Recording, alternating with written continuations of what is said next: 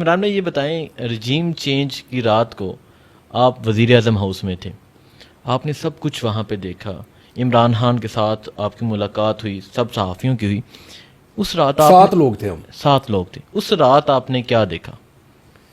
بس ہم سمپلی وہاں پہ گئے تھے، ہمیں بلایا گیا تھا، میں تھوڑا سا لیٹ تھا، کچھ صحافی میرے سے پہلے پہنچ گئے تھے، کچھ میرے بعد آئے تھے. شہید ارشد شریف تھے وہاں پہ، خاور گمن صاحب تھے، صابر شاکر صاحب تھے، میں تھا، اور ایک ہمارے جمیل فاروقی صاحب تھے، محیط پیر زادہ تھے، فریہ ادریس صاحبہ تھی. ٹھیک ہے، 7 پورے ہو گئے میرے خیال میں. ہم لوگ وہاں پہ تھے اس رات کو. عمران خان صاحب کو ہم نے دیکھا کہ وہ پہلے میٹنگ لے رہے تھے اندر، اس کے بعد پھر وہ باہر آئے ہم سے ملاقات کرنے کے لیے. انہوں نے باہر پارک کا انتخاب کیا کہ یہاں بیٹھ کے مل لیتا ہوں. ہمیں اندر نہیں ملے. وہ شاید انہیں لگ رہا تھا کہ اندر ملنا سیف نہیں ہے، یا وہ کھل کے بات کرنا چاہ رہے تھے.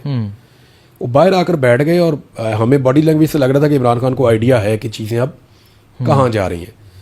لیکن ہم نے اس کو پریشان نہیں دیکھا اس دن. یعنی ہی واز ریلیکس. جیسے ابھی جیل سے لوگ آتے ہیں نا، پہلے میری باتوں پہ لوگ یقین نہیں کر رہے تھے، نہ باقی صحافیوں کی بات پہ یقین کر رہے تھے.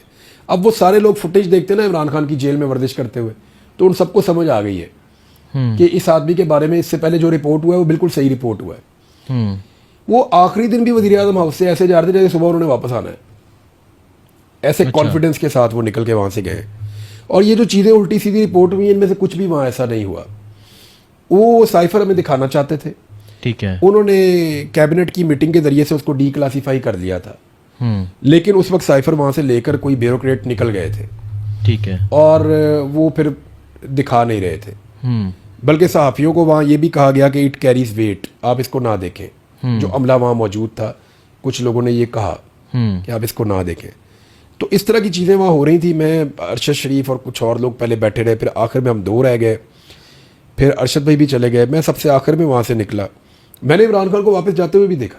اچھا، واپس جب ہاں، آخری رات کو جب عمران خان صاحب وزیر اعظم ہاؤس چھوڑ رہے تھے، میں نے ان کو واپس جاتے ہوئے دیکھا. بالکل ہی واز نارمل. اس کو کوئی ایسے تھا ہی نہیں کہ وہ پرائم منسٹر ہاؤس سے جا رہا ہے یا اس سے کوئی چیز چھن رہی ہے یا کوئی عہدہ اس سے چلا گیا ہے. پرواہ نہیں تھی. وہ بالکل بڑے ریلیکس ہو کے عمران خان صاحب واپس گئے.